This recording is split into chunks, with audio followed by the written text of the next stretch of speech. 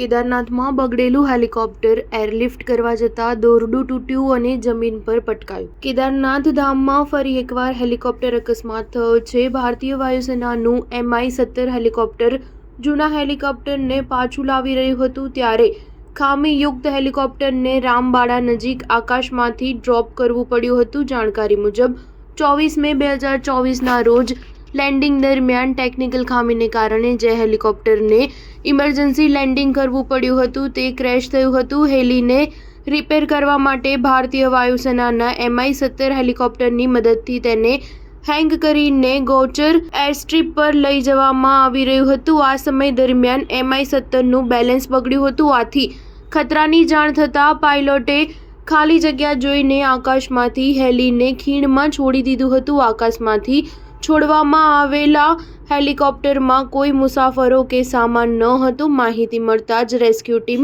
ઘટના સ્થળે પહોંચી ગઈ હતી.